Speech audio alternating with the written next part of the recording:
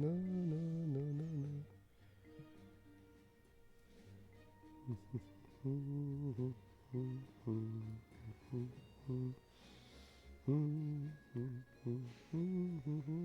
規制配信オバコンスターティンもうこれが完全に定番化してしまった。いやなんか言うのが楽しいからさ、言うのが楽しいのは言いたくなるじゃん。このバカチンが的なまあバカチンがっていうのが楽しい、君が楽しいと思うんだったらまあそうなんだろうけど。リンゴちゃんやるじゃない。ああそういえばやる、ね、クレスム街の的な、うん、武田アイアンヤがモノマネをよくやるもんね。武田トゥナイヤイヤイヤイヤイヤイヤ的な、ああ武田ティーツヤのモノマネをよくやるもんね。イージードダンスのイージードダンス。小室哲哉を見る。はいイージードダンス全部やるの？ TRF のメンバー全員やるの3のやっちゃうんで、他のメンバー知らないでしょ。でもダンサーの方は知らないでしょ、名前。まあ全員はね、うん、まあそんな感じで始まってしまいましたね始まりましたね。先週と打って変わってモンハンはモンハンって言ってもストーリーズの方だね。そうだね、ストーリーズ1の方だね。ゲームボーイで出ていたゲームボーイで 3DS の方だったかな。うん、スレーデース、それのハイデフリマスターみたいな、うん、これもともと Xbox 以外の全機種で出てたけど、そうだね、去年の20周年の時に出てたね、うん、でまあ相変わらずのいつも通りの Xbox ガン虫みたいな感じで、カプコンのあるあるのね、でまあ多分後からマイクロソフトのねサポートを受けての移植みたいな感じかな。鼻くそをほじりながらはいはいありがとうございましたみたいなまあ何はともあれ無事発売されたんでね、 Xbox でもね、だから、まあ君は買ったわけでね。そうだね。でまあ Xbox シリーズ S から配信してるっていう血が煮え繰り返る思いで買いましたないやポイントで買ったでしょ多分。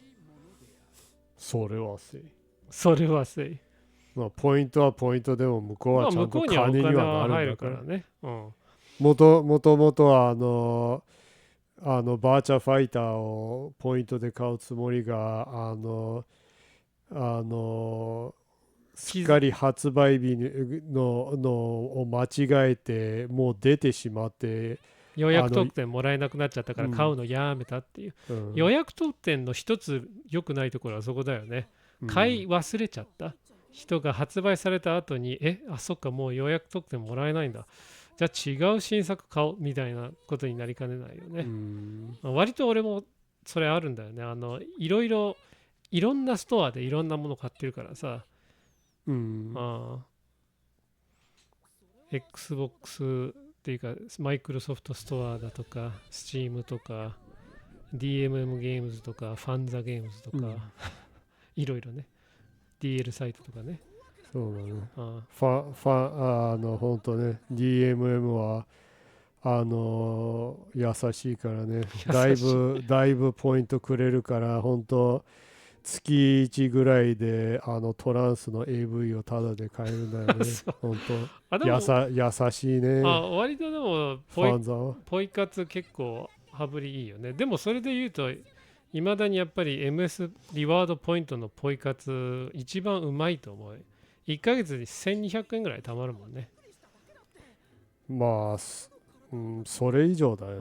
まあゲームパスのティアどれに入ってるかによるけど、今はティア違いでそれはあるけど、まあね本当1600、800円ぐらい。ちなみに俺先月ゲームパスのエッセンシャルの方1ヶ月やってどれぐらいポイント、シャンプーかエッセンシャルティアね、一番安いやつ850円とかかなのやつに入った状態でマイクロソフトリワードポイントの1ヶ月やっった結果だいたい1万1000ポイントぐらい稼いだから1ヶ月で、でだいたいそれだと1500円ぐらいかな、1400円ぐらいになるか、多分7980ポイントで1200円返還できるもんね。Xbox ギフトカードはね、PayPay とか他のやつにも返還できるだけ返還率が下がるからね。Amazon ギフトカードにも交換できるから、割と Xbox 持ってない人でも最低限のポイントもらっとくのはポイ活としては結構美味しいよね。そうこれは顔がないタイプなのか。作るんじゃないここが。いやでもどうなんだろう。もともとゲームじゃね、3DS のゲームだったよね。確かだからそうかもね。顔なき主人公なのかもしかして。あなたが主人公パターン？でも割と綺麗だよね。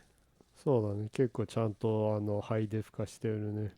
3DS のゲームだったとは思えないぐらい結構細かくなってるね。俺割とリアルタイムのダイナミックライティングもいいんだけど、こういうふうに意図して作り上げた光の表現結構好きなんだよね。アートディレクションをちゃんとしてないといけないからさ、どう見せるかみたいな結構好きなんだよね。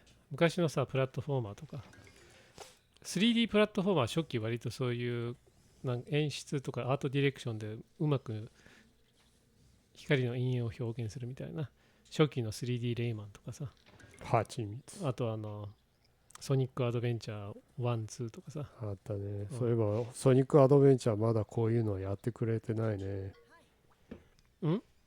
いやだからこういうハイデフリマスターまだやってくれないね。ソニックアドベンチャー1、2を。噂はあるんだけどね、何年か前から。でもちょこちょこセガやってるからね、リマスターも。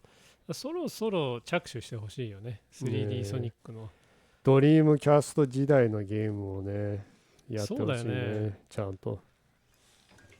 ソニックチームコレクションみたいな作ってもいいよね。チューチューロケットとかもいいですよ。一応 Xbox は広報互換でソニックアドベンチャー1、2のやつをまだ遊べるけど、他機種の人は遊べないもんな。まあ PC では買えるけど、もはやもうみんなステームでしかゲーム遊ばなくなったからな。スチームね。スチーム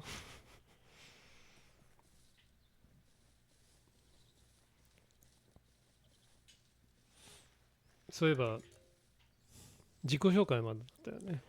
そうね。どうも私パラレルワールドから来ました平沢進です。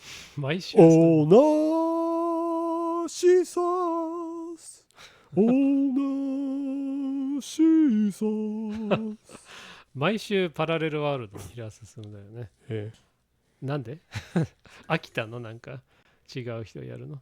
いやただゴシップ飽きたの？いやただパラレルワールド入りしたいなと思ってパラレルワールドあとその1億%平沢進にこんなことを言ってるのバレないから。まあゲーム配信なんか見てないだろうからね。絶対 YouTube も見てないし。この間なんか婦人向けのマダム向けのなんか情報誌で平沢進のグラビアありのロングインタビューみたいなのがあったんだ。婦人雑誌ね。なんだ婦人日報みたいな、なんか知らないけどそういう感じの雑誌あるじゃん。セックス特集の表紙をやっていてまあそこまでじゃないけど、でも割とすごいちゃんとしたカメラマン雇ってすごいなんだろうな、そのメイクもちゃんとやって、そのファッションもしっかりしてさ、すげえかっこいい写真がたくさん載ってるんだよ、平沢進の。珍しく和服にタルボ持ってるみたいな感じの渋いでも渋いっつってもなんかモダンな感じの柄の着物本来のいつもの異世界紳士みたいな格好ではなく、じゃなくて、でもめっちゃかっこいいよ。なんか平沢先生、今の方が若い頃よりかっこいいんじゃないかなって思って。かっこいいよね、白髪で今ダンディーだよね。まあ日本のボギーだもんね。顔の系統的には同系統だよね。ハンプリー・ボガードと。伝説の名優。うん。渋かっこいいよね。そうだね。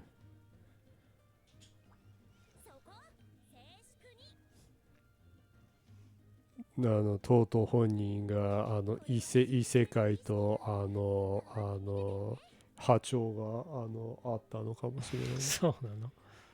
ずっと本人が異世界から来た人だったけど、地球がおかしくなりすぎて、だんだん異世界とこの世が周波数が揃い出したっていうかもしれないね。なんか相変わらず面白い切り口のことを言ってたよ。なんか音楽を作ることに対して今の世の中が効率を良くしていくとか、意味のあるものをみんな追求するような感じになってしまって、ある意味では音楽を通して意味のないもの、無意味なものの価値、無意味なものから意味のあるもの、無価値のものから価値のあるものが生じる可能性とか、そういうふうなものを模索しているというか、そういうことも含めての音楽活動みたいな、ことに興味を持って続けているみたいなことを言ってて、でもそれはちょっとよくわかるよね。なんか最近 AI とかもそうだけど、どんどん効率化、ばっかりなんか人がさ求めて、無駄がなくなってきてるよね。なんかそうだね。不思議なんだけど、SNS で無駄話をダラダラとずっと。嘘だろ。変えたばっかりにバッテリーが足りない。ああ、そうまあもし足りなくなったらバッテリー取りに行くしかないな。まったくどうなってんね。充電式のバッテリー使ってるもんね。多分充電器つなぎ忘れてたんじゃない？やってくれたな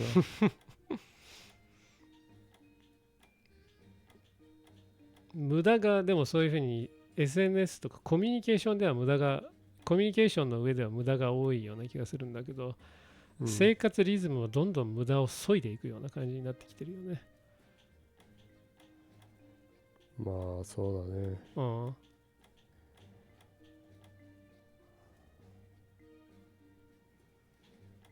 ほんまやな。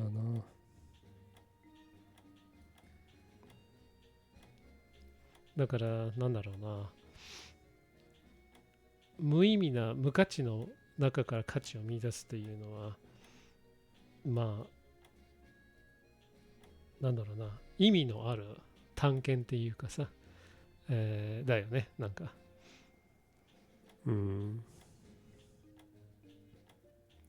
価値のないものから価値を生み出す、ある種の錬金術みたいなものに近いようなところがあるよね。でもまあ音楽を創作する、創作活動自体がそれにある意味ではそういうものかなとも思うけどね。もうふざけん。どうした？いやもうバッテリー切れたわ。じゃあ多分充電器に刺さってなかったんだろうねそんなイライラするんだって。じゃあバッテリー取っといて俺がなんかつなぐと、わざわざこれが始まる前に変えたのにあ、そう。まあでも他のバッテリーあるんでしょ？まああるはずだけど、じゃあまあちょっと離れるわ。そうかじゃああっちの方でビートたけしのモノマネをやってアンビリバボーって言いながら部屋を出ましたね。まだちゃんと自己紹介してないんだけどな。まあこんな感じでね、ゆるくやっております。このゲーム配信。だらだらとね、どうでもいいことを喋りつつの、割とゲームに集中できないような感じの無駄が多い。それこそさっき言ってた価値のない価値のない配信というとあれですけどね、価値のない配信の中から価値のあるものを見出せればなーなんてねそんなことを思いつつやっています。あ、今コメント来ましたね。Hi Saliev. Sorry, Jenny isn't here right now. She left the room momentarily as her batteries for her controller died, so needed to go get some batteries. You had the stream open before we went online, and it didn't show up. Good thing that I checked. Oh, okay. Oh, I'm happy that you got us then. Oh, Jenny's back. Got batteries for her controller. Saliev came by. Saliev says, weird, I had the stream open before you went online and it didn't show up. Good thing that I checked just in case. We're glad that you did. Nice to hear from you. Yes, indeed. Yeah. Having major trouble with the batteries. Batteries died twice. Yeah, I just about when I was starting it, the battery died. I went down to get rechargeable batteries, and then those died. Yeah. So, how are you two doing? How are you doing, Jenny? It's a long story.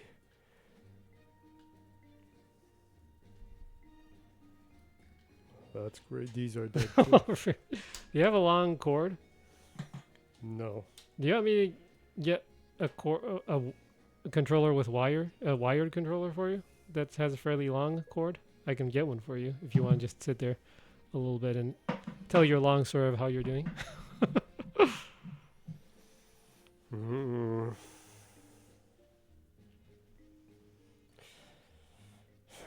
Yeah, me too.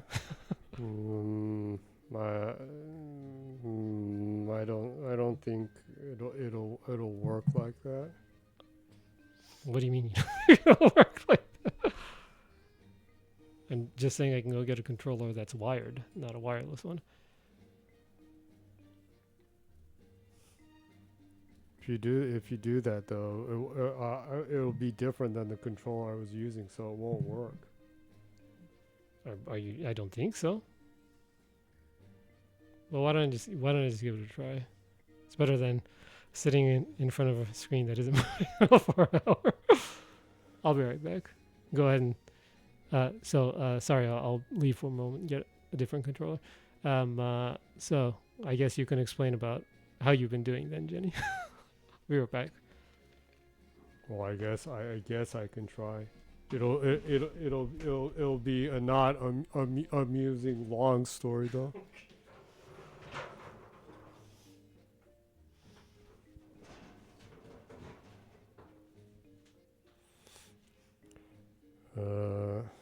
So basically it's kind of a long story, but I went to the dentist last week and I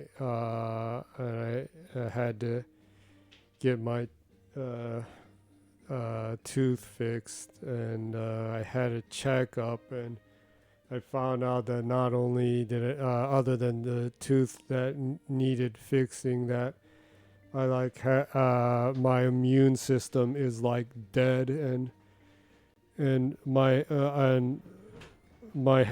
health seemed to be much worse than I thought, and because my immune system is dead, that I'm getting serious pain from my body not being able to fight bacteria that's coming into my body. Looks like you turned it off.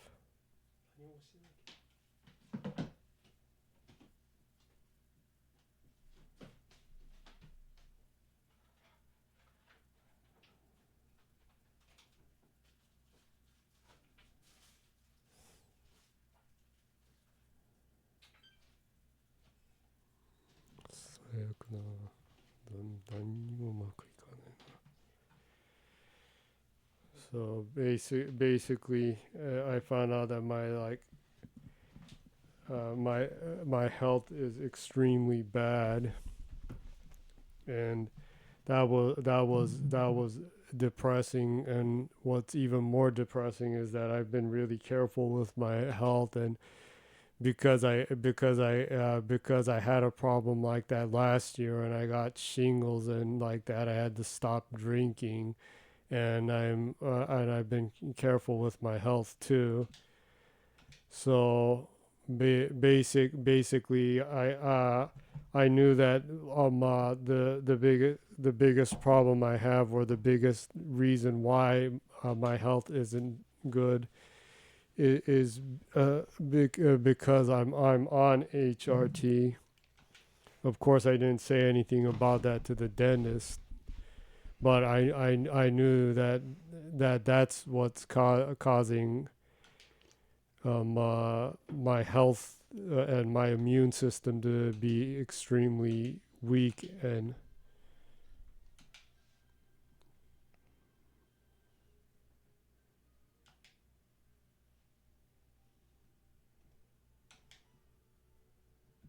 that's great. I need to start all over again. Well, at least you have a controller now. So basically, I had no choice but to stop taking my HRT treatment, and I've been extremely like depressed and like that, yeah, for the last week or so. What?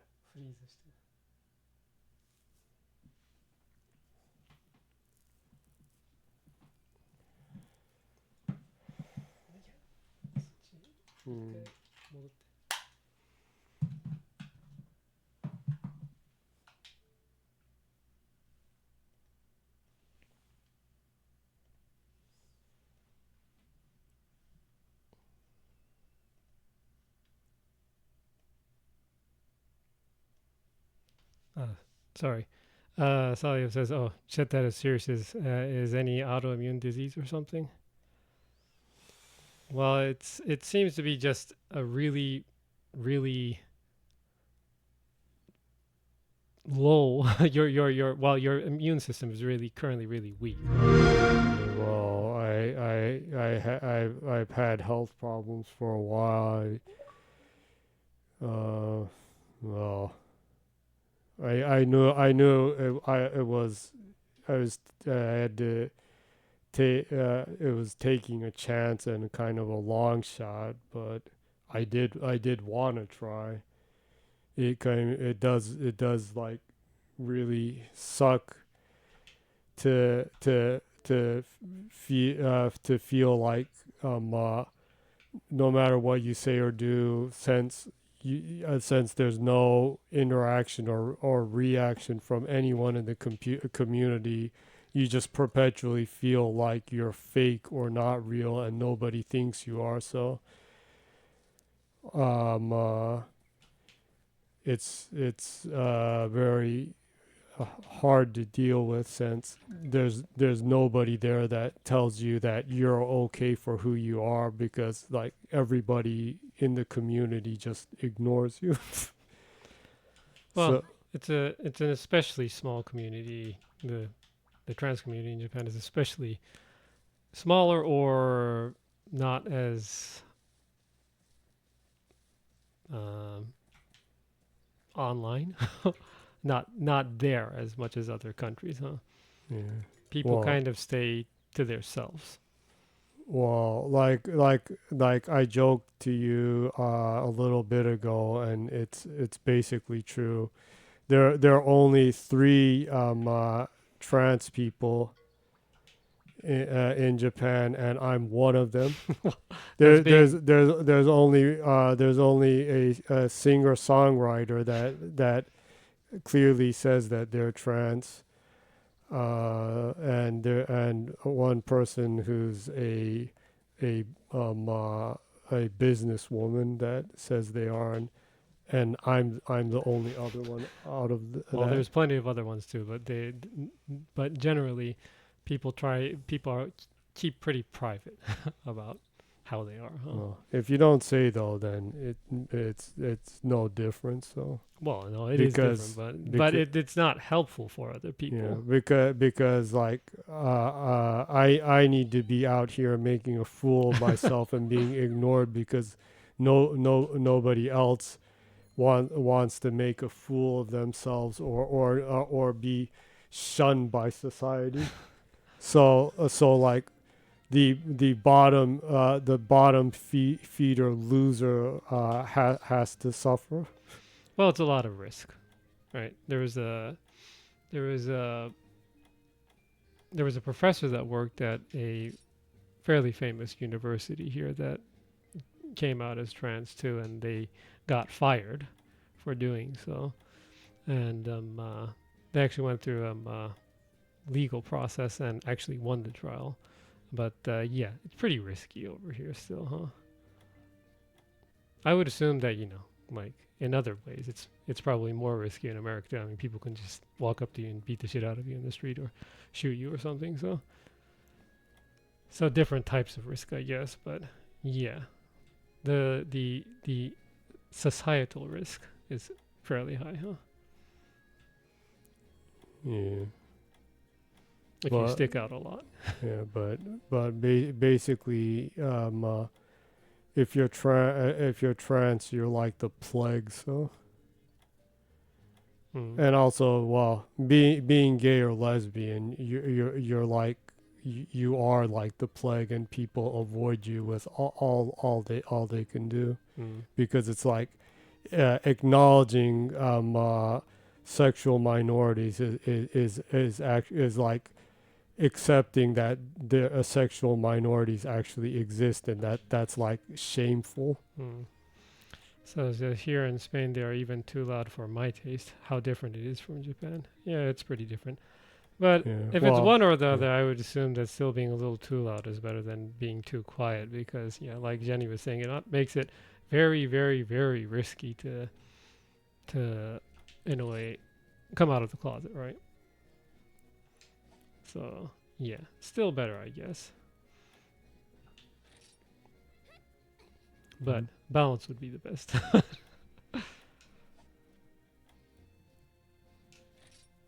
Well, the biggest thing is if everyone can just fucking acknowledges each other, just allowing each other to be the way they want to be without being nosy.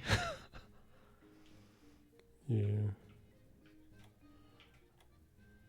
The biggest problem is it's like, like whatever, man, like just like fucking leave me alone, or at least understand that like there are other kinds of people in this fucking world. Yeah.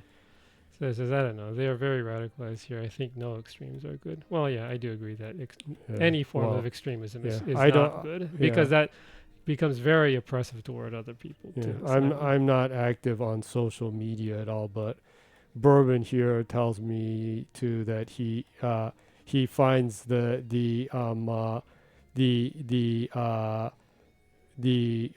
gay as fuck, trans as fuck people to be as vile as racist. in a lot of cases, yeah. Very, very I don't know, unaccepting. Strange, but I'm not sure if that's exactly the best stance to take when you want people to, relate to you, or, not the best way to approach it, in my opinion. I also have this serious problem with Capcom, but I do not understand why they don't let you choose black as a color with anything. Oh, even in base Monster Hunter, the black that they give you is like gray. It's not black. That always bugs me. Why can't they just give you a straight black color for hair? It's like, is it that wrong? Can you not shift the color thing on the bottom? The color thing's there, but it doesn't say anything about changing it. it just gives you these like 10 colors. So it says here the bisexuals are the ones getting bullied by both groups, but I would say even more by the LGB. Well, actually, it's kind of funny because it's the opposite here, and the bisexuals mock gays and lesbians and trans. Kind of, like, yeah. well, like if I want to, I can fucking be normal. So these people are like disgusting, and I hate them. Kind of. Yeah. It's kind of like, I don't know, kind of like, you know, mysterious, artsy,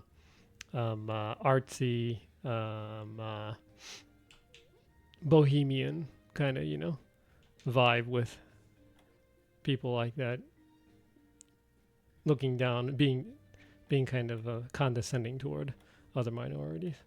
There's kind of that vibe over here with some of those people. It's like people are like so kind and understanding to women who say that they're non-binary, and then if you're trans, it's like you want to fucking come into the bathroom and touch us, huh? It's like, fuck off, woman. I don't want to see your vag. Like, leave me alone. So here the bis are bullied because they are seen by LGBT as fake gays. Well, that's pretty stupid. But yeah, this is the thing though, is that my biggest problem is that like when minorities try to mount each other, that's like, yeah, that's really lame. Yeah, it's like, really? Like look for someone that you can punch down toward and like kind of label them that. It's like the stupidest tactic you can take to try to normalize your existence, right?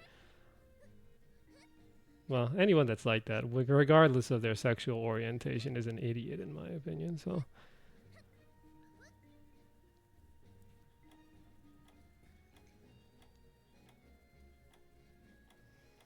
yeah. It's kind of funny though, because here it really is like the reverse opposite of that bisexuals act like they're normal people, and like if they wanted to, they can just be straight and be normal or whatever, and like gays and lesbians and trans are like sick people. yeah. So it says, as long as you don't hurt anyone or impose anything on anyone, just be whatever the hell you want to be. Absolutely. That's how I think too. And you don't have to be, you know, like, you don't have to look down on anyone for being a different way too, you know. Oh, we also got a comment from Miborini Mibo. The Mibo Meister, Mibori-san. As usually. Mick Mibo. As usually, Miborishi has left a cryptic comment that just uses emoji. So I'll explain to you what the emoji are. Two cats with sunglasses. Sawyer says, Nekobot-kun. Nekobot. The best kind of bots there are. Two cats with sunglasses. Popcorn. Some dude wearing, I assume that's like a cat onesie, or is it a frog onesie? I assume it's some dude in like a cat onesie, maybe with a hood, you know, cat ears and everything. Two cats with sunglasses, and then a birthday hat. There's popcorn, right? I would assume maybe it's like movie night or something. Movie night, popcorn, party, movie party, chill cats with some dudes dressed up like cats having a movie night on Friday or something. That sounds like fun. Yeah. Chilling with cats watching movies sounds like a lot of fun. Yeah. I could use that now. Yeah. Mibori-san gives us approval, the thumbs up approval. So I'll try prompting that in ChatGPT. See, it should be pretty entertaining.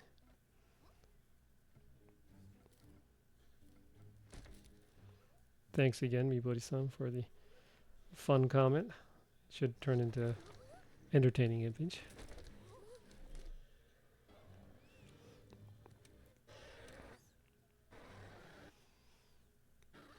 But anyways, while you prompt that, but going back to that though, I was immensely depressed. This last week, because I'm not drinking. I'm being careful with my health, and it's like this. So I basically don't see it possible to continue taking HRT. So I quietly and personally just stopped taking it. So yeah, it's just depressing. So now I'm just back to feeling like being fake trans. Well, honestly, I don't think you have to feel, in my opinion, I don't think you have to feel fake just because you're taking treatment or not. I mean, I don't think it's right for people to be shamed for, whatever situation. There are some people don't have the money for the treatment. Some people don't, like in your case, their health doesn't allow them to continue treatment that's fairly stressful on your immune system or your liver or bladder, That's I don't think you should feel less for that. But I am kind of ironically most of the time that during when I wasn't doing the stream, I had been taking it. So I was taking it for almost 5 months. And there are times that I got really sick, so I had to lower the amount of the testosterone blockers and like that. And it was working hard to try to be able to keep doing it. And I seemed to have found about the right amount, and then this kind of happened. So yeah, well, I understand it's depressing. So it says, well, I don't think hormones should make you feel like a man or a woman. Well, yeah. Well, thank you for the comment, but yeah, it's still it is. I can understand why you would be disappointed, because I know that in your case I've been talking to you about how you feel and everything, and I knew that was something that you wanted to give a shot at. And and sadly, it's very depressing or hard for me in the aspect, because I'm the ultra rare breed of people that are attracted to trans women, period. So knowing that I'm not good enough or like that, or being the way that I am, there's no hope. And also like when in like trying and looking into information and on how to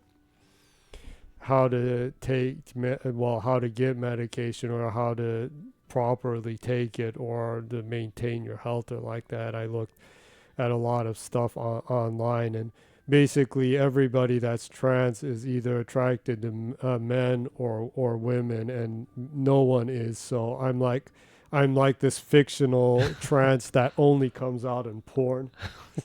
You're like the unicorn equivalent. The trans that is into trans kind of thing is like only in porn, and in the real world, trans aren't attracted to trans, and trans don't associate with trans. So it's like I'm just screwed. Well, it's not that difficult if you just put it in the sense of that you're trans and you're gay, right? That means you're attracted to people that are the same as you. So orientation wise. Saya says, yeah, I understand why you would feel depressed about it, definitely. Yeah. But like I'm screwed, because like being trans, even looking at it at that angle, I know that I know that gay men are hostile towards trans, and I know that the one you could say exception within my boundaries would be like femboys, and I know femboys are attracted to men. So it's like I'm like totally screwed. Well, you're probably a minority within minority groups, but it doesn't mean that people like you, well, you exist obviously, so there has to be people like you out there too. So as well, if it gives you any relief, I'm a white straight male and I have zero expectation of finding someone so little that I don't even care anymore about it. Yeah. Well, thanks for trying to be trying to relate to how Jenny feels. Means a lot. Thank you. Well, I haven't had any hopes or like that. I kind of lost all hope in having relationship or meeting anyone when I almost died from my health problems and being alone and in extreme pain for years. I came to the realization no one in this world cares or no one in this world or galaxy or universe or multiverse wants to be associated with me in a relationship stance. So I kind of have given up on that, and after all that and accepting things and like that, I know that I'm just bound to just die alone. Oh, so going back to what Sally was saying, Sally says, I even stopped feeling lonely a long time ago. Yeah, I can totally relate with that. That's kind of where I am too. So, in that sense, I understand how Jenny feels too, not as, in the way that she does, but yeah, I can relate to that. Of like kind of feeling accepting that well, in a way, living alone in a sense, and not looking at that. In my case, I don't look at it as negative, but so it says I'll die with my cats and dogs, and I think it's a good end. Absolutely. I wouldn't say any other ending is like better or worse. I don't like people to think that there's any one right way of living your life. I don't really like that either. But oh wow, Meebo Rini Meebo actually commented toward, I assume, Saliev with a cat stamp and a purple heart mark. That's a pretty easy one to, and then a cat stamp and a larger colorful heart mark. That's a easy to understand cryptic message. Maybe love from the cat bot, the cat chat bot.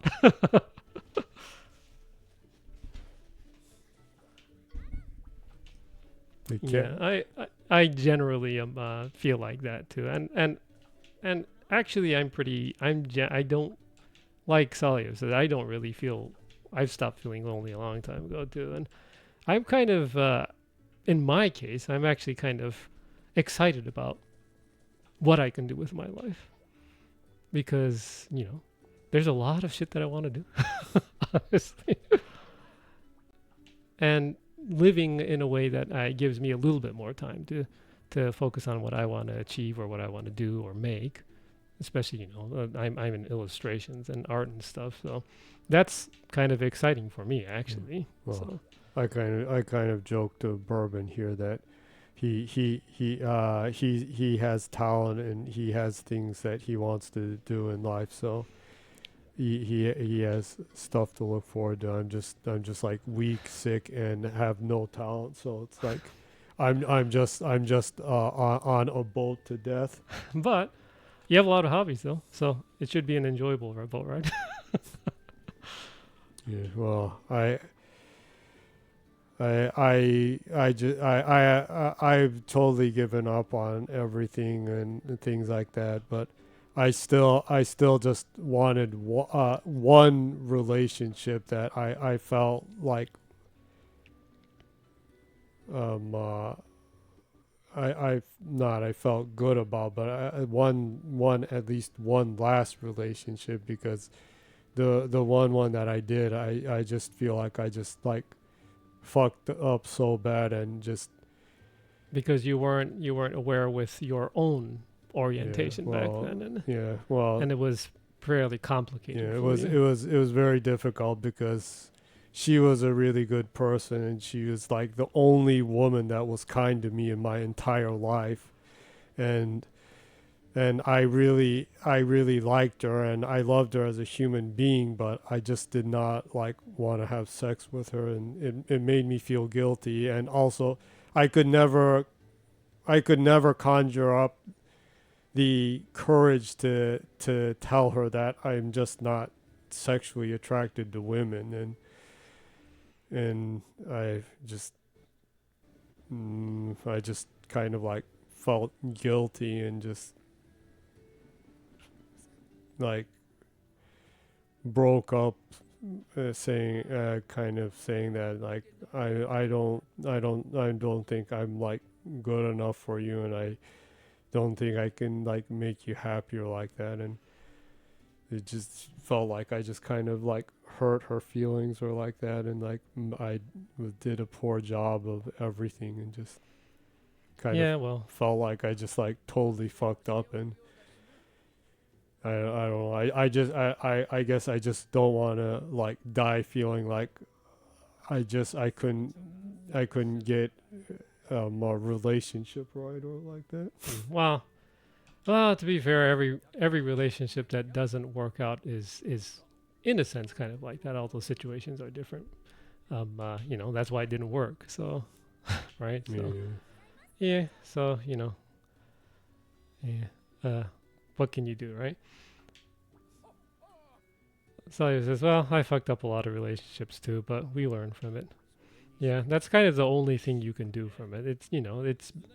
But actually being able to acknowledge that you fucked up is one of the important things for learning. And actually you going through that process helped you to identify with your personal sexual orientation and how you feel about yourself too. So, you learn from mistakes, or, from when you accept that you fucked up, or when you accept that you failed at something, that's a chance for you to learn, okay, well, what can I do next time? Why did this happen? Why do I feel this way? It's a learning process. It's healing. It's moving forward, because people also need to not just learn about how to get through life. You also kind of need to learn about yourself too. That's one of the challenging things, but also, I guess, one of the interesting things too, right? It's just, I don't know. Since I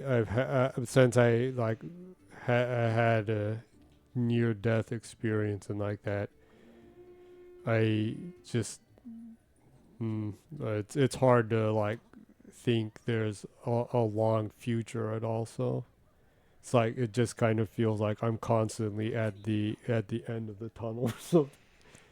Yeah, well, I don't think it's a bad thing to think about your end. I think that's fairly productive for people. I think it's actually unhealthy to not think at all about the rest of your life and how you're going to end as a person. So, using that as a positive, being more cautious with your health and your well-being, like you were, with your treatments and everything. You're especially careful with your health because you do have fairly fragile health. That's something you learn from past mistakes too. So it's one way to be able to stay healthy and know your own boundaries and know where to go back, or not do this, or be more conscious about doing other things. So I says, well, every night I go to bed thinking that if I had a gun I would shoot my head and end all, and that I won't make it up to 40 years old. I think it's normal having those thoughts in the society we live in. Yeah, and I don't think it's a totally negative thing to think about that too, because there's a lot you can learn from that too, and understanding that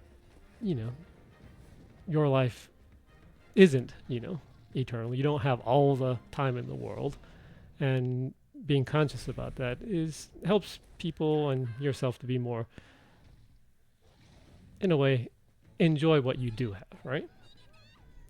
And be able to use what you have right now in a more productive manner that is meaningful to you yourself. Hopefully, right? And the society that we live in can get pretty gruesome on beating on you mentally and emotionally.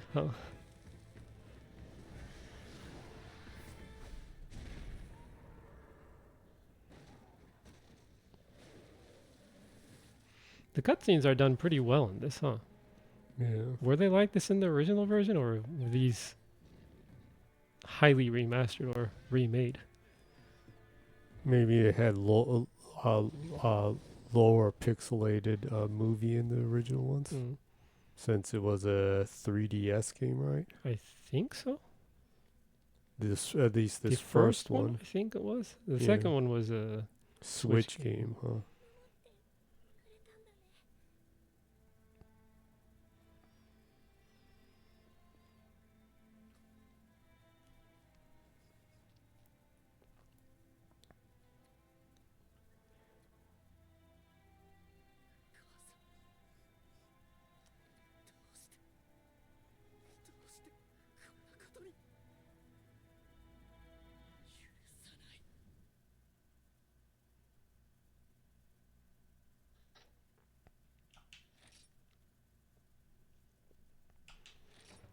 But going back to what we were talking about, one thing I can say, Salih says villain arc initiated. One thing I can say though is that I very, given the society that we live in and the situation and how tough life can be, it does make me appreciate a lot. Of course, friends like you, Jenny, and friends like you, Saliev, and also cat chat bot like Meebo Rainy Meebo. I very, very much appreciate people that are kind and forgiving and understanding and fun to hang out with and have a chat, right?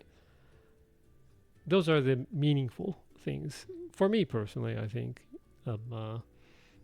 being able to appreciate those things personally, I think that's pretty important to me, and I'm very thankful for that, at least, right?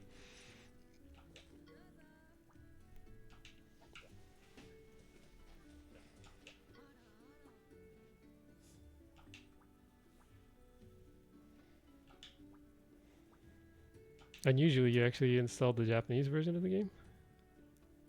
You usually install the foreign version, so.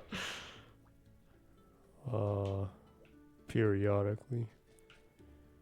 Yeah. Well, I just thought I probably should, since when I was doing the Hotel Barcelona, you were like, why'd you do it in English? And I thought, whoops, I wasn't thinking, and I did it on English. Well, I don't really mind if it's in English or Japanese, but I was just interested in how the voice actors were in the Japanese version compared to the English one. Yeah. Of course, given Sueri and Suda Goichi, it actually might only have English voiceovers with Japanese text, maybe, since it is set in a foreign country. Doesn't have to do with what we were talking about, but it has to do with the game too. But have you played any of these Monster Hunter Stories games, Saliev? Oh yeah, they're not the mainline ones, but yeah, Saliev said before that he actually thought that they were really that they were actually made really well. Oh yeah. When we were talking before that, we were bummed by it not coming to Xbox initially, and then they announced it later. yeah. Sally says both of them, actually. Oh. What was that? 3 was coming out earlier next year. Yeah, it's coming out the same. Wasn't like coming out within like 2 weeks of Biohazard 9?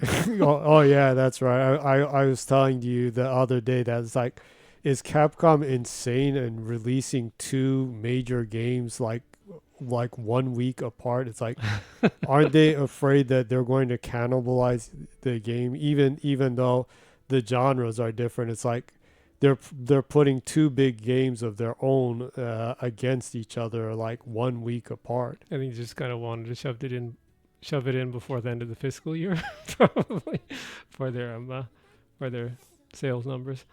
Sawyer says, can't wait for the Nintendo lawsuit for Stories 3.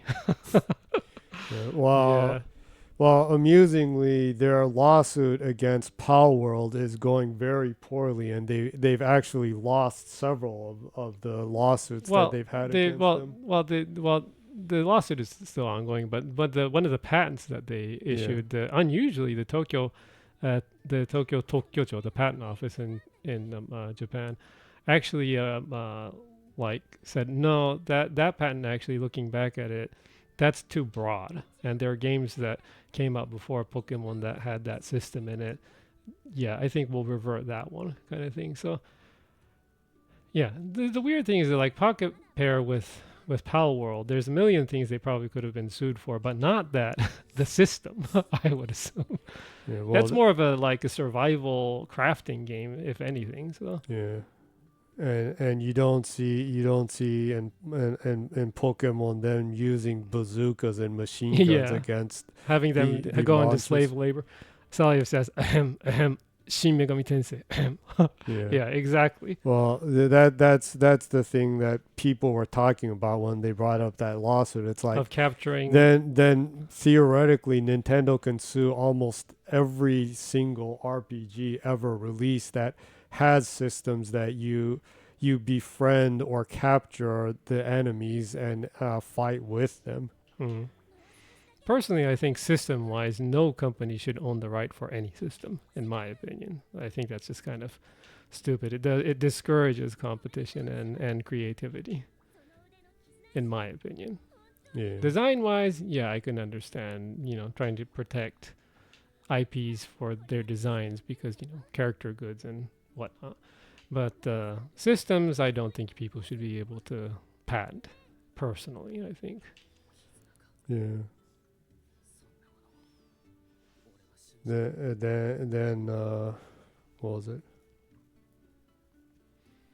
It wasn't Atari. I guess then you could say the guy that made Karateka back in the 80s could sue every single fighting game for stealing the concept of fighting someone else in a game. Yeah.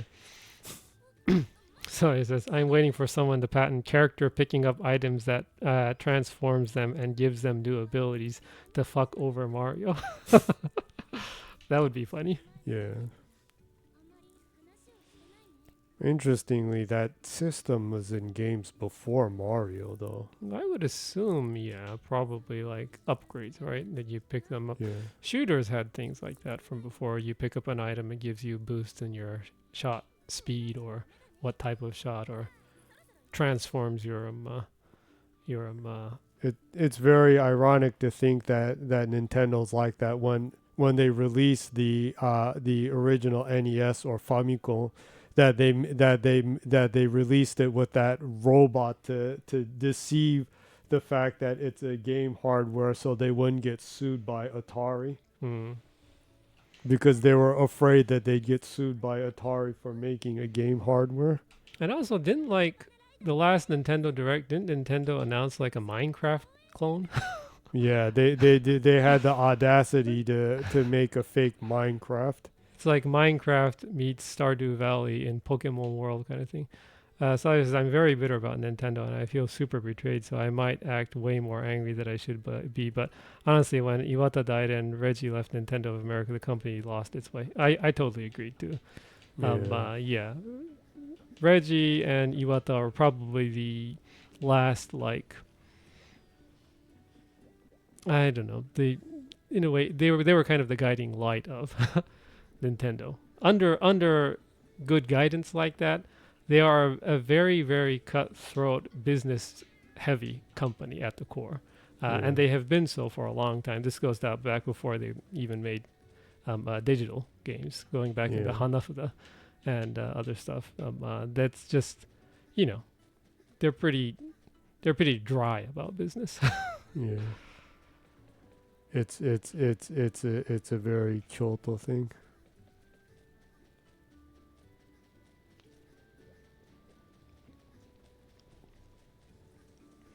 So that shows the importance of having good leadership right there, huh? Well, I have seen that. I have seen it saying that the Switch 2 isn't doing as well as they were anticipating, and it's selling well, but the sales are kind of stagnant in a lot of places. And it's a really weird thing where some countries they continues to sell so well that they can't stock up on them, and I see some regions actually selling them at a bargain price because they're not moving off the shelves too. It's a really weird situation, it seems like. So, but it's still selling incredibly well, but it's I don't know, it probably depends on the pricing and the currency and the economic situation globally also. But I did see though that the a lot of places are struggling with the software sales. Well, software sales, it's worse than they thought it would be. Yeah, I've read about that too. It's third party, but third party has always been kind of, I don't know. Some games do exceptionally well. Some games do really underperform, depending on the game with Nintendo hardware in general, right? So I guess we'll have to see. But overall, though, I would assume that gaming as a whole is kind of in a decline, probably. Yeah. I saw earlier today, actually, someone talking in Japan, saying that they met one of their friends that works in a game company, and that they were very, and they had a drink with them, but they were very, very,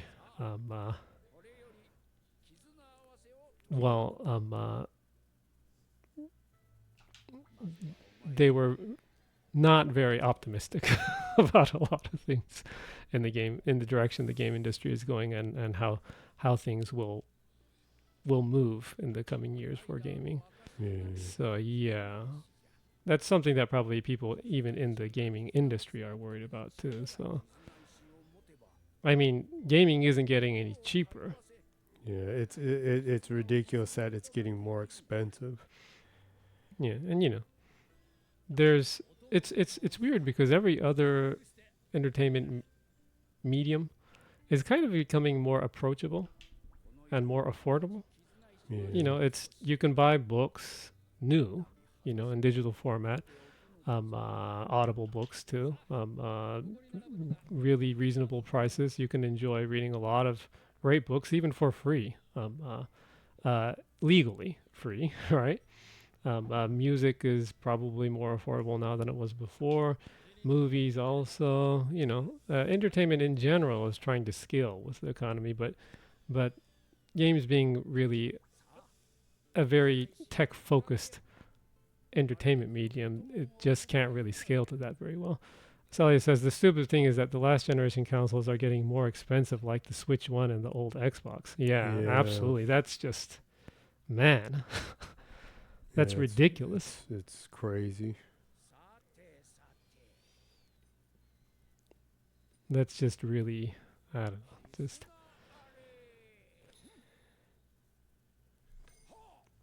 Well, I guess the one thing is that I have enough games in my backlog that I can probably play for eternity. So, yeah. even if I can't afford to buy new games eventually, I mean, I have a shit ton of old games to go through. Yeah.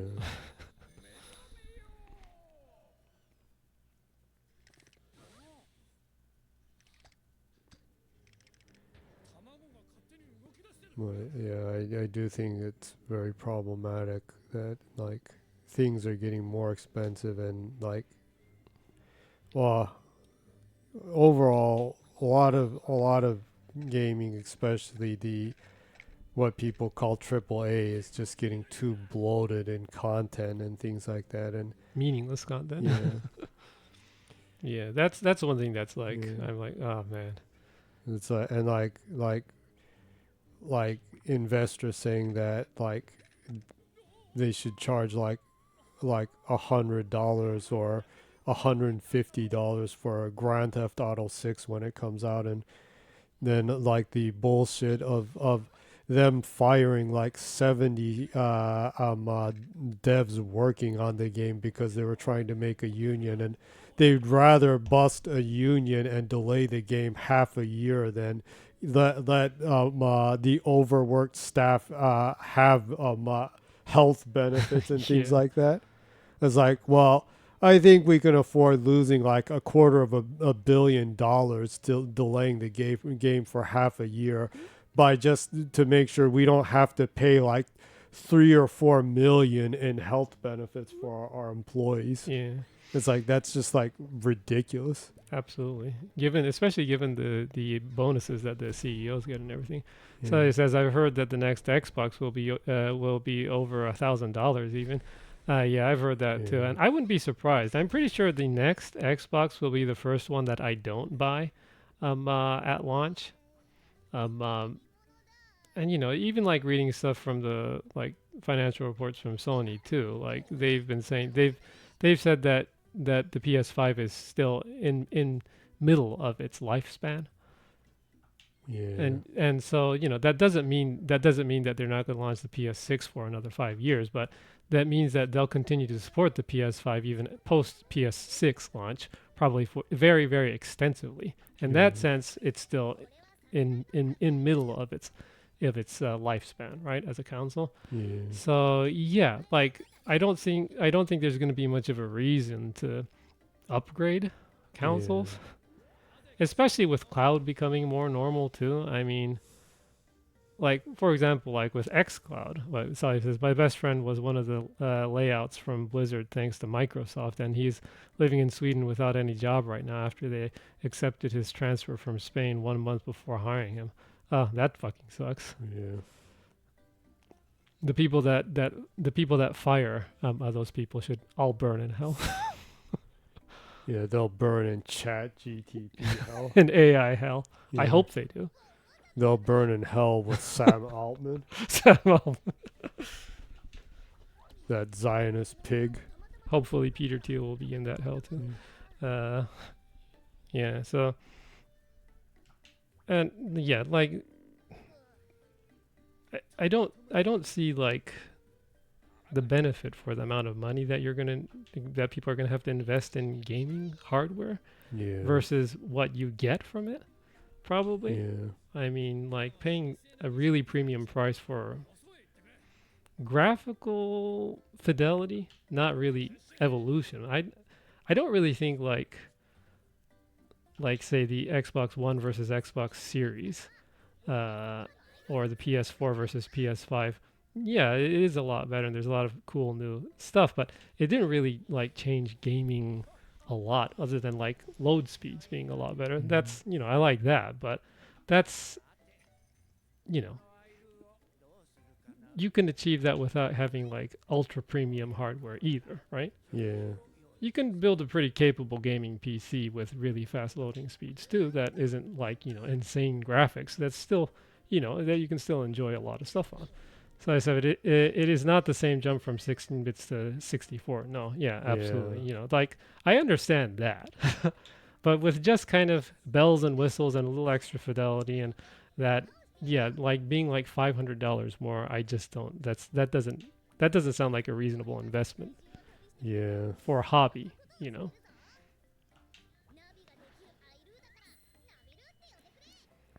So yeah, I'm not that optimistic in the direction the game industry is going. I'm always interested in tech, but overall as an industry, I'm pretty pessimistic about how things are panning out right now. Although I'm curious and intrigued in technology as a whole, you know, I can also kind of see going in a meaningless direction. Like, you know, all this stupid shit with AI is that too. It's like so much money is wasted in prompts that you have to double check because they're so wrong. Yeah. I don't know what it is, but like when I see like fake advertisements using AI images, it like makes me want to vomit. It's like it's like these fake like fraud companies trying to dupe people for free, like like at least use money to try to look professional or something, but just using an AI image to just like try to promote something just seems like so like lazy and heartless. It's like, how lazy are people going to be even to like dupe people? Mm-hmm.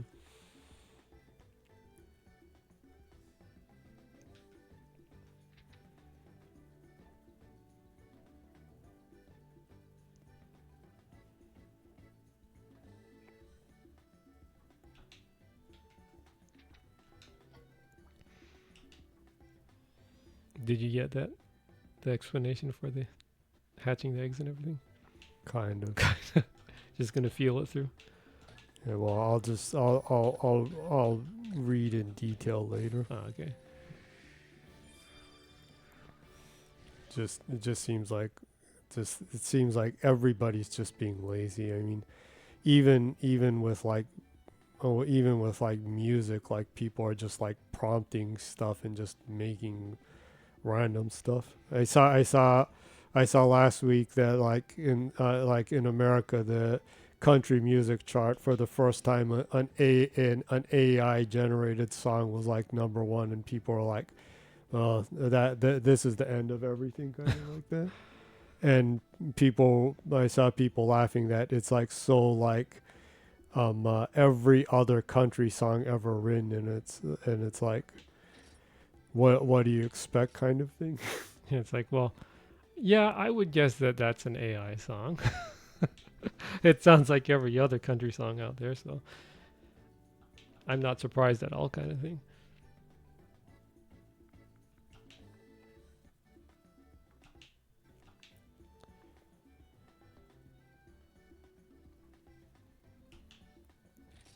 It just seems like everything's just becoming like lazy, generic crap. You were saying before too that like 70% or 80% of Facebook is just AI generated stuff and AI bots interacting with AI bots, right? Yeah, it's kind of Facebook. Apparently, I mean, I haven't been there for years, but like looking at what people are talking about and statistics, I think it was saying like 60 or 70% of the activity there is created by AI and engaged by AI bots, and it's like it really is like the dead internet. is Facebook. Facebook is the dead internet. So considering here in Spain, the #1 song of the month was "Girl Saying How She Loves to Fuck and She Likes Her Genitals Wet Dripping, the guy's dick sticky, and a ton of things that I would rather not say. I'm not surprised AI music is on the rise." Yeah, I guess that too. Like pop music especially has been really, really like, God, are you even trying? Kind of thing, huh? Yeah. In that case, I guess, yeah, AI, I guess, is still more original than some of that shit. Yeah. And, at least it tries to steal from good music, right? Yeah. Maybe. Well, I mean, they feed it everything, so it will take from good things also. Yeah. That's why I said it has degenerated to a thing that cannot be called music. Yeah, a lot of the pop scene globally is kind of like that now, huh? Yeah. You actively have to look for stuff to find the good shit, and it gets harder and harder with so much slop being pushed out. So yeah. Yeah, I don't really like look into stuff like that, but sometimes I just kind of watch YouTube videos talking about the trends and like why things like this happen, kind of like that. And I just watched the thing talking about co-worker music and people like going out of their way to make co-worker music or like cringe co-worker music. And it's like people are like intentionally like trying to write like annoying cringy songs that people will like repost or like say like, man, this song like is really annoying, kind of thing. It's like it's come to that like indie musicians, instead of trying to write good songs, are trying to write songs that are so cringy and annoying that people will like talk about how cringy and annoying it is. I guess it's a gotta make a living kind of thing, maybe, but well, it's kind of like that with some of the well, like with manga, right? There's this whole genre of application free to read manga. There's like 100 different free applications that has original manga that you can read on in Japan, and like trying to make some kind of hook there. Doesn't matter if it's good or interesting. They just try to make some kind of sensational hook there to get people to check it out, right? And then maybe some people are talking, and it buzzes on TikTok or Twitter or somewhere a little bit, enough that it generates a little bit of cash to pay some bills. That side of manga is really, really trashy in Japan right now because of it's the equivalent of shovelware, right? So but like people forget about that shit though, so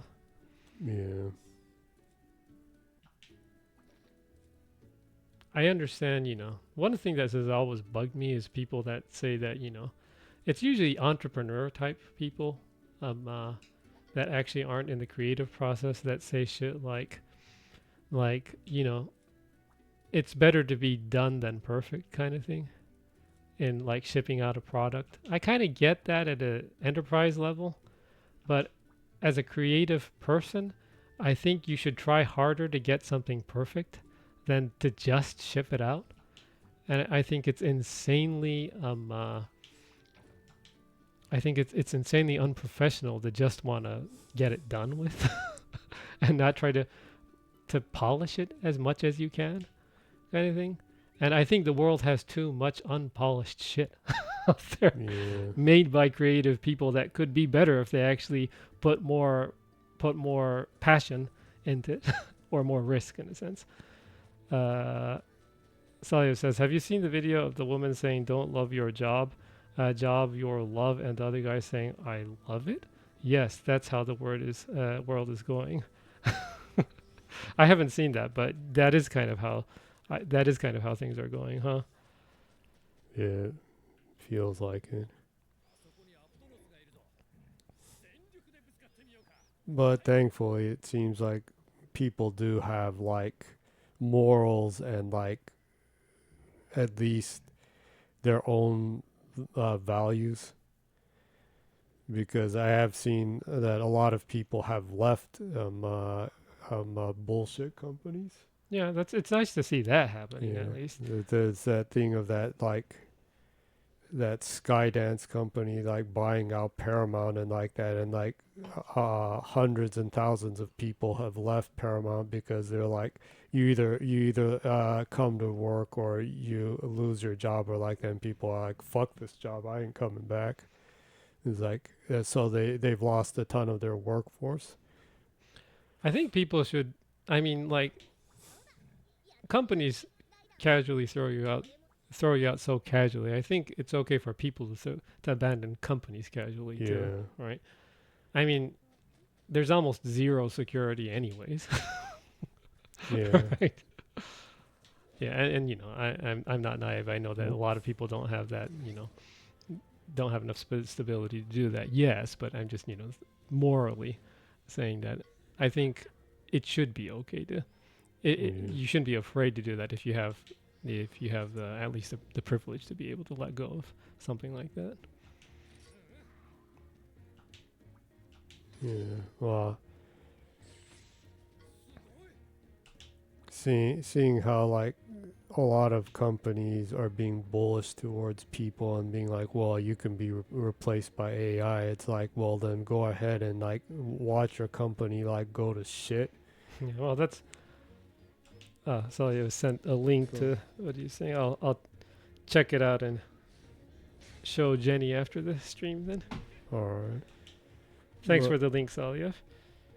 Yeah, thank you. But like.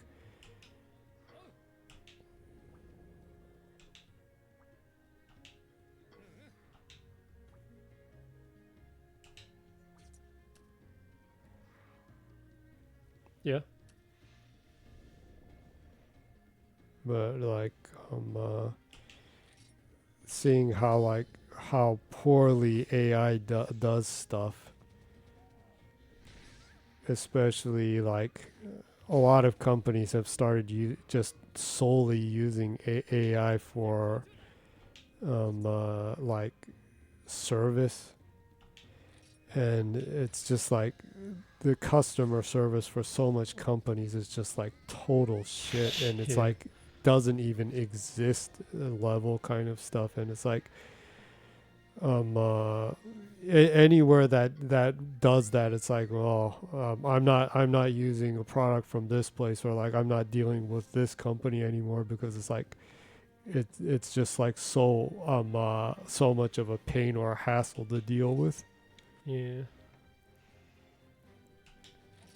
And like it's actually proactively making me think like, well, I'm not going to deal with this company, I'm not like going to buy stuff from here, I'm not going to deal with this or like that. So as someone who buys stuff, it in a way it's useful to weed out places to avoid. And it becomes much more appreciative when like companies have a functional like customer service. Yeah. It's like, oh, this company actually cares about what they sell. Mm.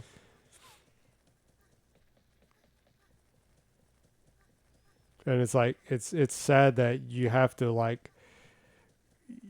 go out of your way to try to find places that have good like either service or like support or try to make reliable products. Yeah, it's actually become more rare now, so yeah, unfortunately.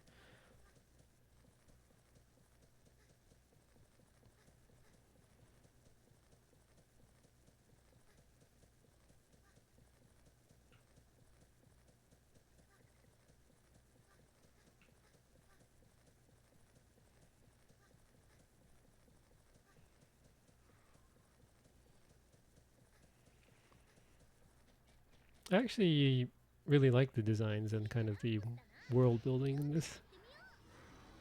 Yeah, it's kind of nice to see games like this. I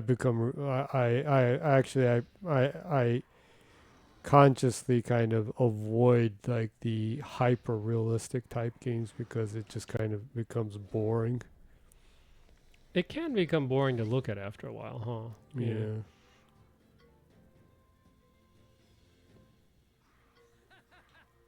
You really have to work hard to make things continually engaging and interesting to look at when it becomes really realistic, actually.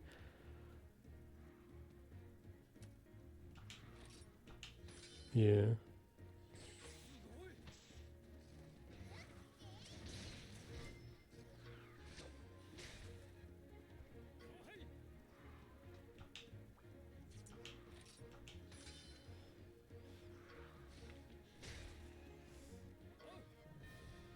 I'll talk about like lawsuits and stuff. Mm-hmm. A while ago, there was a Chinese game company made like a carbon copy of the Horizon game, that Sony released. Oh yeah, you told me about that a while ago. Yeah, and Sony like sued them. But today, Sony announced their own Horizon MMO game. That's for mobile and PC. It's not coming out on PlayStation. It's only for mobile and PC. That's really weird. It looks really awesome, much more awesome than the actual Horizon game. I didn't enjoy any of that game, unfortunately. I like completed everything hoping that I would enjoy it, but I never really got to enjoying it.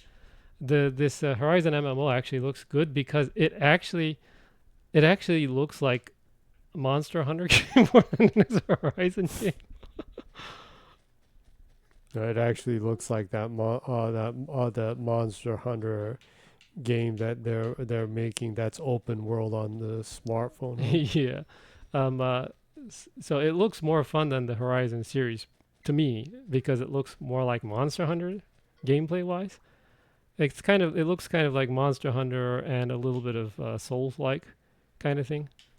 But it just kind of found it interesting that they sued a company for copying the Horizon game, and then they go out and like make something that's very, very similar to, at least on the outside. I'm not sure how it controls, but kind of reminds me a lot of Monster Hunter.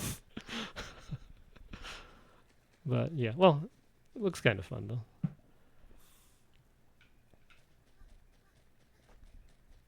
It would be funny if Capcom like sued them for that.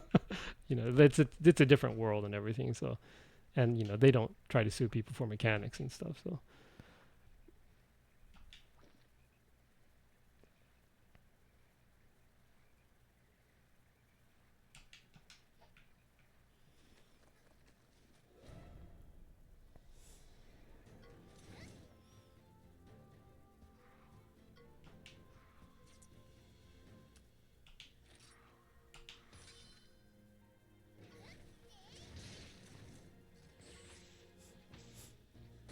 Monster versus monster. It's not looking at me, so I can just whack it with power.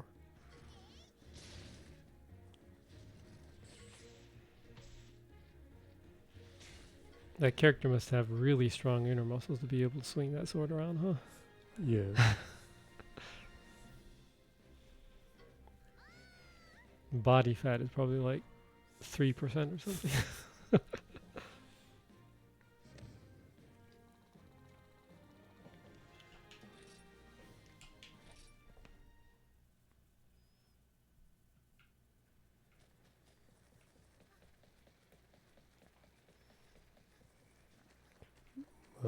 Kind of going in line with the thing of like poor like user service and things like that, like what I was talking about. Take-Two would rather delay the game half a year and fire 70 members of the development team They were trying to unionize to avoid having a union and like losing I would assume like much more in delaying the game and doing things like that. What's interesting is that I've seen with that coming out, I saw like a ton of people saying that, well, fuck GTA. I'm not gonna play GTA. I'm sick of waiting for the game anyways, and like that. And it's like they like shot themselves in the foot with that. Yeah, personally, I don't really get the fad with the GTA series in first place. I mean, I enjoyed up to 4 a lot. I especially liked the San Andreas and 4, but 5 just was like, to me personally. So I you know, even though that's like the best-selling GTA, I was like, meh, with 5. So I don't really get all the hype for 6 personally. You know, everyone has the right to look forward to whatever they want to, but I don't really get why it's that huge of a deal. But it's like companies that display poor ethics, it actually does seriously hurt the sales of their games and I their think business. And I think going forward that will happen more and more. I think that's one of the reasons why people are being turned off by games too, because like one thing is that the age demographics for gamers is not going down at all. Yeah, it's continuing to go up because the entry point is becoming higher and higher. So I mean, what kind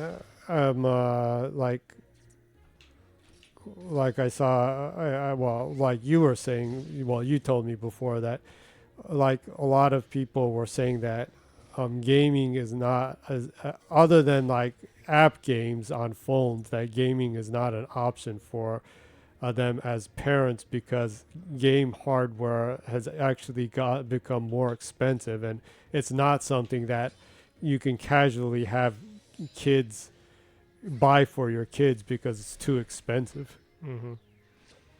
Yeah, so given that, that people that invest in games are older and more experienced, I would assume that being more aware of business and morality in general, business ethics, right? That it's easier to turn people off from a product with their age being higher than their age being lower. So I do think that's a factor that companies need to be a little more careful with. How they present themselves. You know, that's the area where like Microsoft is totally fucking themselves over. Like no one trusts them anymore. So it's genuinely disappointing because like I'd been around because I like, well, they were at the beginning they were much more like Sega, which I was always a Sega player with the Mega Drive and the Genesis, the Saturn and the Dreamcast. Those were all the ones, and I always liked their games, and I always enjoyed it. And you spent a lot of time in the arcades too. Yeah, I always appreciated that they tried to do like unique or different kind of things and like that, and early on and with the old Xbox and like that, it was like that, and it was for a long time. But like, I don't know, I've been very disappointed in the direction they've been going for the last couple of years, and the in a way Sega ness that they had is like fading. Less innovation. And boring less ideas, less quirky or interesting things. Yeah. So it says my favorite consoles are the Dreamcast and GameCube. So I guess I'm drawn to failure.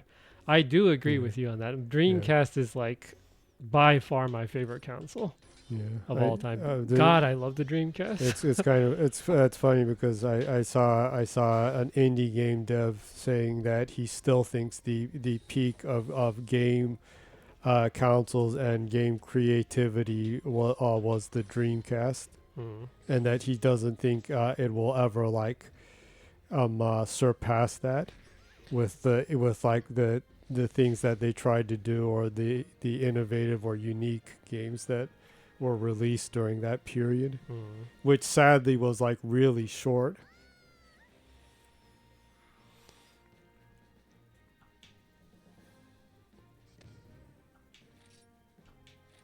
So he says, I have an emulator in PC and I play Dreamcast games frequently. That is one of the best ways to use your PC.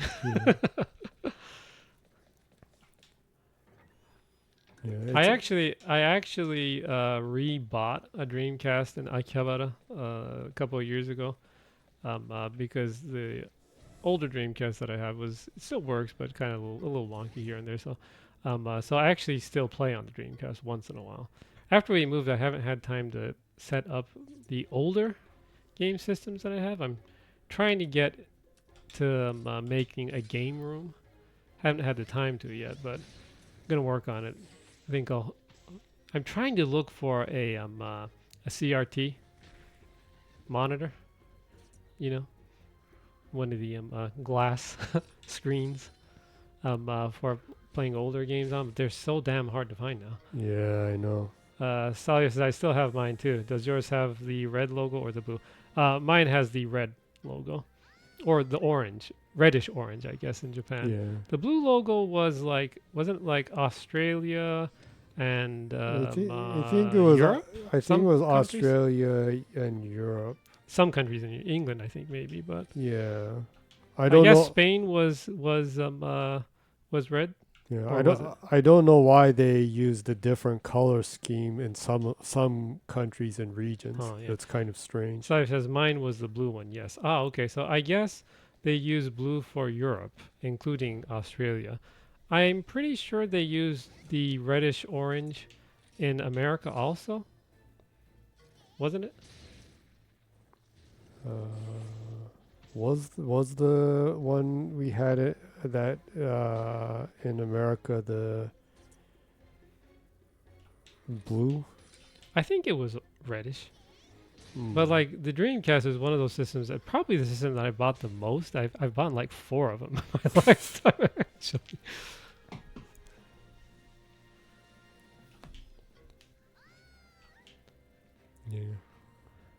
Yeah. I need to get a proper old monitor and set up the gaming room since we have a little bit more room now. Well, there might be hope. I know that there's a retro boom in China, so some Chinese companies might start making the old CRT screens. Yeah, CRT screens. So he says, I have a mint condition Code Veronica collector's edition from Japan for the Dreamcast. Awesome. Yeah, man, it hurts so much. When the Dreamcast came out, that was right around when I was doing I had a job. Well, I was out of high school and I had a job, and like I used most of my money on buying Dreamcast games. Yeah. Yeah. And you owned almost every single Dreamcast game made. I had a whole bunch of them, and I lost all of them because they were in a storage space and in America, and there was a massive flood and it killed the storage. Yeah. That hurts so much. I almost passed out when I heard that, and it's like, well, we're sorry to inform you that like our entire like storage service thing was like wiped out and killed by a huge flood, and it was like all my games, all my CDs. Oh my God. Yeah, unfortunate. I see nightmares about that sometimes. It's like, yeah, I do too. There was a comment, probably from a bot. And then Solly says, no bots allowed if the message is not filled with cats wearing sunglasses. Only those types of bots are allowed. Yeah, but yeah, we did lose like almost our entire Dreamcast catalog, huh? A good chunk, actually most of our Saturn games too. Yeah. Which is really sad because like one of the most valuable Saturn games that exists, it's called Shinde Jusatsushi Taro Maru. I bought that game. It goes for around Sally was, oof, that hurt a lot. Yeah, absolutely. So anyways, the Shinde Jusatsushi Taro Maru was one of my favorite Saturn games also. It's a really cool, unique action platformer. But it goes around 11,000 yen. 11 to 14,000 yen right now, which would be around like $1,200 or something for the game. Yeah, that one game costs about that much right now. So they only printed like 500 copies of them or something. So yeah, unfortunately. It was an awesome game though. So at least I have the memories. Yeah, and I was really into the original shooting games. Oh yeah. The cave shooters and what they now call shumps, because shmups. What was it? Shumps. Shoot 'em ups. Oh, okay. And especially like Bourbon said, the cave, what cave made popular, the bullet hell ones. Yeah, you were really into those games. I was really into those, and I like bought all of them, and like all of them are expensive now, and I couldn't possibly buy them. Yeah. It's like each one costs like several $100s. It's like, and I had all of those when they came out initially. Yeah. Fortunately, a good amount of the cave shoot 'em ups are available in digital form now, though. So at least you have that. Yeah, but still a lot of them have not been ported or re-released. So it's like, man. Yeah. Well, there is pirating. You did own it once. I'm kind of lazy though, so I don't really play games that much on PC. You actually did go through the entirety of Death Stranding on PC though. Yeah, because it was on PC before it was on console, so yeah. So he says, you mean those like Toho? Yeah, I guess the Toho series would be bullet hell ones too. The cave shooters, the cave company that made shooters like Dodonpachi, and they came from that company spun off of Toei Plan, was it? Toa Plan. Toa Plan, yeah. Toa Planning, and the Toa Planning company is like that's like the holy grail, the godfather of modern shoot 'em ups. The last game that they made as a company was basically started the bullet hell genre, and then Cave spun off of them, and they made a whole bunch of awesome bullet hell games. And Toho is kind of within that idiom, I guess. But I think the person from Toho was Zuntato, is it? I think he came from was it Taito? He came from one of the other companies that made a lot of shooters too. Yeah. So, yeah, he actually started making stuff because he wanted to write music more than anything. So which is a cool way of and all those old cave and even the Taito ones are famous for the music in them. Yeah, they have awesome music in them. So yeah. But yeah, I guess like Toho, the bullet hell type games that came out in that, I guess the kind of the mid 90s to late 90s, that kind of about 7 years has some awesome bullet hell games, huh? Well, I guess the mid 90s to early 2000s, so. Yeah. But it hurts so much, and also what really sucks is that since I was always a Sega player and I had all the hardware and I bought a lot of games, and since at that era, since they were the less popular ones, the games were cheaper, and like used they were cheap too. So I like collected a whole bunch of the old Genesis, Saturn games too, and I had a ton of those, and like they're all expensive now. Yeah. And it's like I had all those, and like I can't afford them anymore. It's like even if you want to try to rebuy them, you can't anymore. Yeah. Talk about shooters. Since we were talking about Cave, this is just kind of an oddball, but we were huge fans of the company Cave. Yeah. They made a lot of arcade games, but one of the original games they made for console was an obscure extreme sports snowboarding game that came out on the Sega Saturn. It's called Steep Slope Sliders. It's still one of my favorite snowboarding games ever made. It has a really unusual control mechanics in the controls, but it's one of the first like extreme sports games that really clicked with me. I played the hell out of that game. Yeah. It's a really, really great game, and it was really kind of ahead of its time.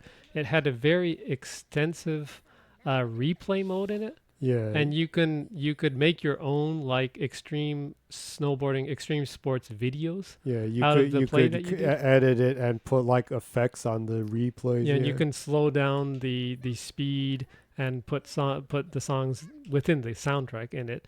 And I wasted so much time making ridiculous like extreme sports videos in that game. Yeah. So as I remember Extreme Sports and Dreamcast, it was super painful. Yeah, some of them are really hard, huh? Yeah.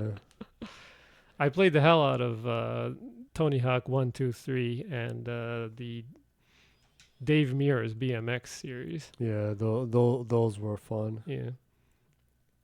But some of the ones that came out during that era just, I don't know, they focused too much on being real, so it was like not fun. Yeah, some of them were really not fun. Yeah, that's one of the genres that you either get it right or you get it really wrong. Yeah. There's no real in between kind of. Yeah.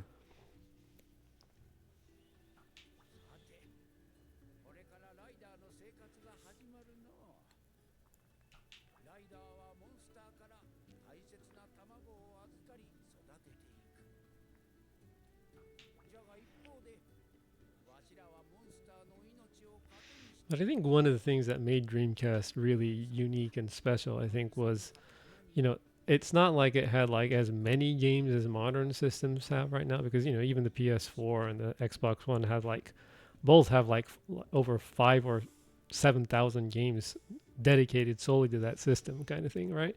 There's an insane amount of games. If you put indie and shovelware ones, I'm sure they're over 10,000. Probably even dedicated solely for that system. But like Dreamcast is probably like 700 to 1,000 maybe. Yeah. But so it's a lot more narrow, right? But I would argue that even though there were less titles, the scope of what you could play on it was more broader. There were a lot of really experimental games back then that were really kind of trying to push the envelope. And, there are a lot of extreme sports games. Racing games were starting to boom. The simulator type ones were starting to boom too. Arcade racers were still strong. And you had a lot of unique console-centric, like indie-like games that were experimental. But you also had really, really refined systems that that were targeting arcade games that Sega was good at making too. So it was so broad what you could access. You had like online games, you had simulators, you had arcade games, the 3-minute fun kind of ones that you can go back to eternally kind of thing. It still was a really broad experience, I think. So I think if you want a console to play 2.3 games and then turn it down, Dreamcast is the best even to this day. 2 to 3 games. Yeah, it really is hard to beat Dreamcast. Yeah. It's not just nostalgia. In a way, the variety or the array, and also the scope of what people were trying to make then. Mm. Yeah, and like, yeah, and like there being 3D games and there being really well made 2D games too was really nice too, because 2D was really strong back then also. Yeah. So yeah, I kind of miss that era of gaming, huh? Yeah, it's sad.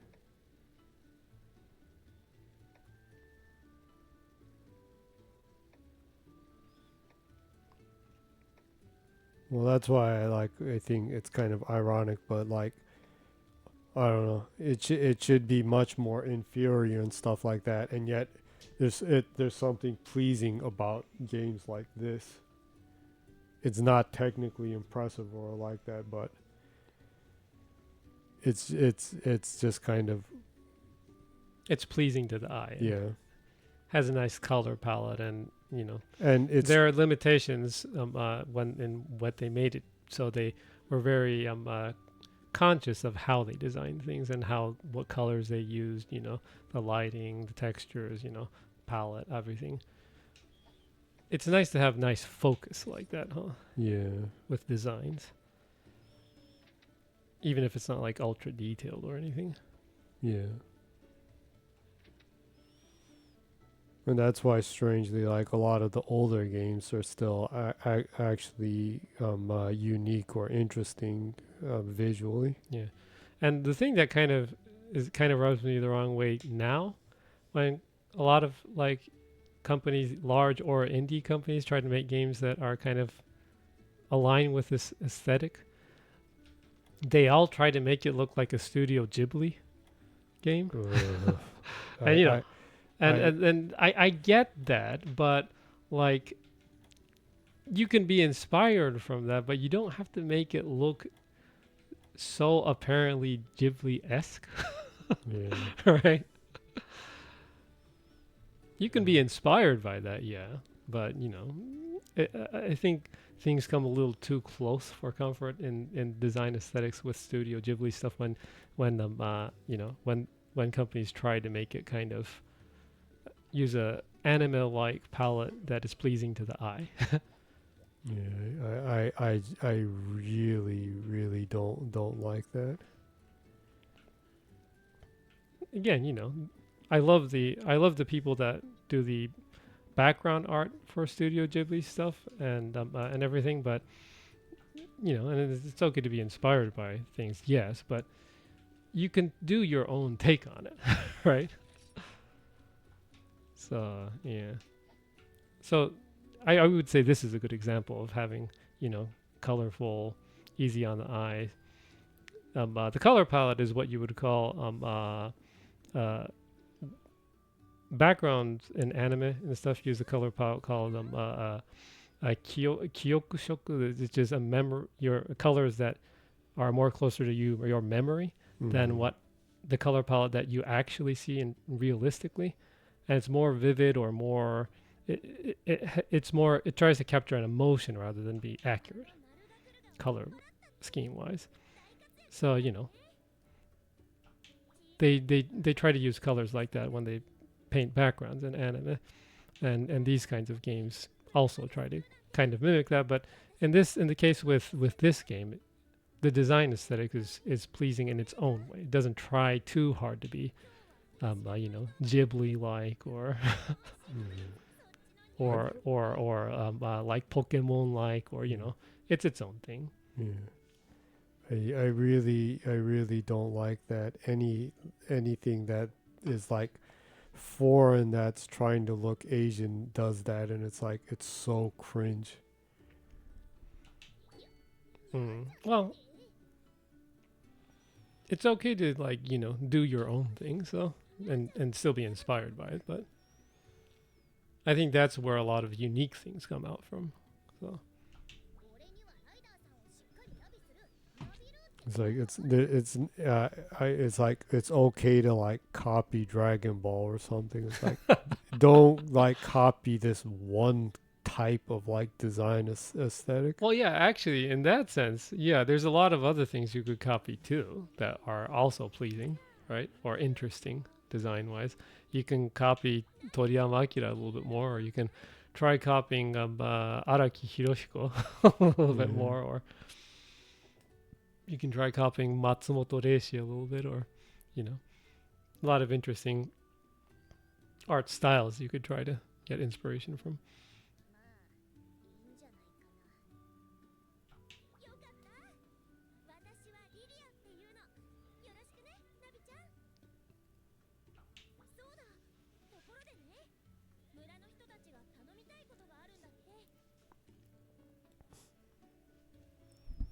But talking about Dreamcast reminded me that it's genuinely disappointing that so few places have like re-released or remastered games from that era.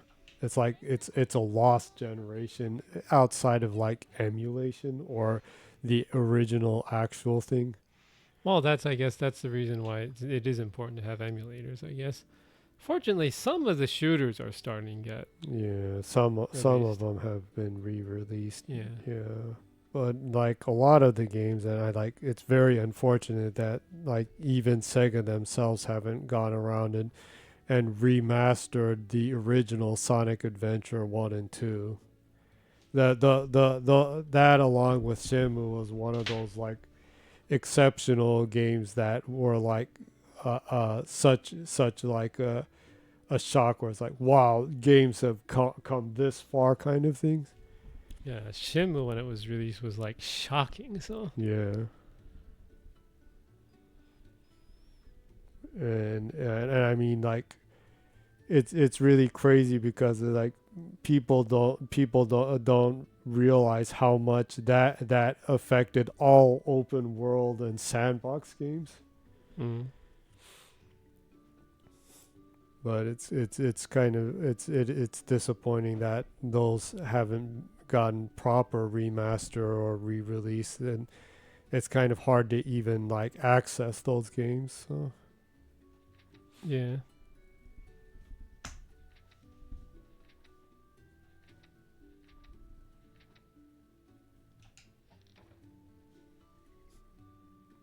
Side quests are also like Monster Hunter, that they're ranked. Oh really? Yeah. I guess I finally got to a point that I can stop the game. It's like out of like the tutorial area. Did you save? I saved right before this part started. Okay.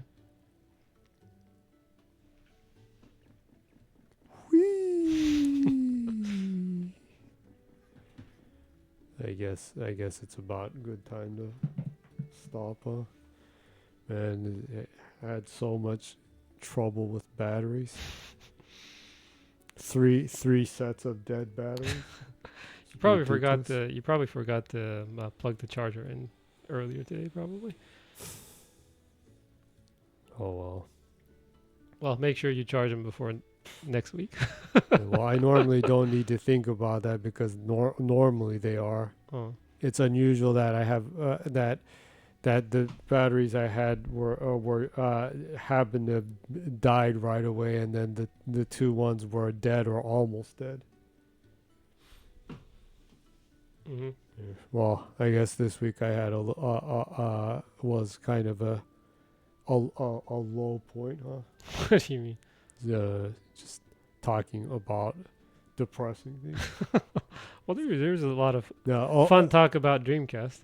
A conversation about the Dreamcast is always an enjoyable one for me. I guess depression brings nostalgia with it.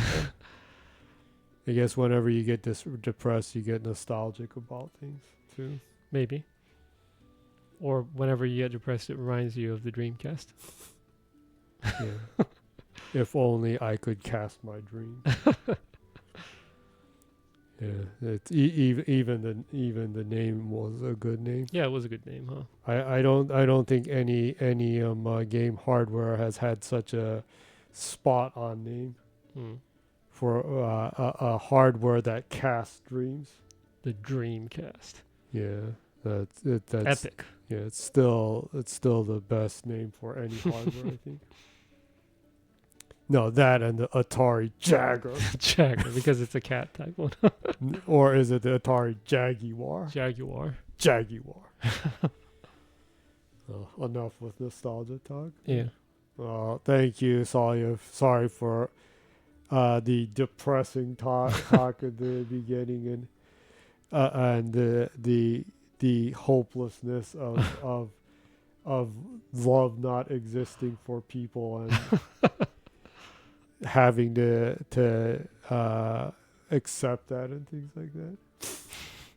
But at least there was Dreamcast talk and stuff like that. Talk, yeah. But thank you for coming by.